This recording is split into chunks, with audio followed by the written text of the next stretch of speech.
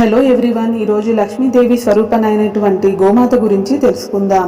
దేవతా స్వరూపం గోమాత అంటే సమస్త దేవతలు గోమాతలో కొలువై ఉంటారు. ఆ గోమాతను సంబంధించిన ఈ కథను విన్నా, చదివినా, చెప్పినా, వినిపించిన సమస్త దోషాలు తొలగిపోయి సమస్త శుభాలు కలుగుతాయి.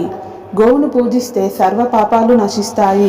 ఒకసారి పార్వతీదేవి కైలాసంలో పరమశివుణ్ణి భక్తితో పూజించి, నాదా స్త్రీలు తెలిసి తెలియక ముట్లు అంటూ కలిపిన దోషం, పెద్దలను బ్రాహ్మణులను భక్తులను దూషించిన దోషం, పరులను హింసించిన పాపం ఏ విధంగా పరిహారం అవుతుందో చెప్పవలసిందిగా ప్రార్థించింది. దయామయుడైనటువంటి పరమశివుడు ఈ విధంగా చెప్పాడు: ఓ పార్వతి, గోమాత నందు సమస్త దేవతలు ఉంటారు. అలాంటి గోవును పూజిస్తే సర్వ పాపాలు నశిస్తాయి.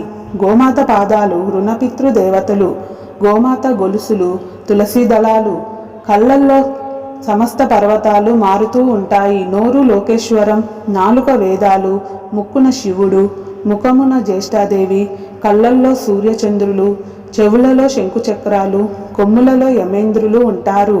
కంఠమున విష్ణువు, భుజమున సరస్వతి, రొమ్మున నవగ్రహాలు, మొమ్మున బ్రహ్మదేవుడు, గంగదు కాశీ ప్రయాణము ఉంటాయి.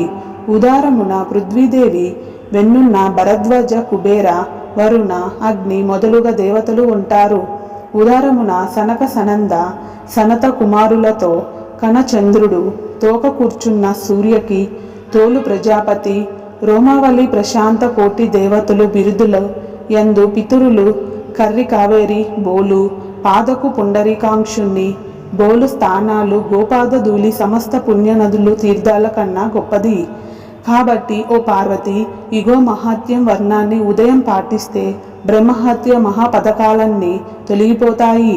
ప్రతి అమావాస్య రోజు పాటిస్తే 3 నెలల మహాపాపం తొలగిపోతుంది. నిత్యము సంధ్యావేళ పాటిస్తే మహాలక్ష్మి అనుగ్రహం కలుగుతుంది. గోవు ఎవరైతే మనస్ఫూర్తిగా పూజిస్తారో వారు 3 తరాల పితృదేవతలను తరిస్తారు. గోవుకు తృప్తిగా శనగలు, బెల్లం తినిపించిన సమస్త దేవతలు తృప్తి చెందుతారు. గోవుకు మనసారా నమస్కరిస్తే మంచి ఫలితం కలుగుతుంది. గోవుకు 5 సార్లు ప్రదక్షిణ చేస్తే భూ ప్రదక్షిణతో సమానం.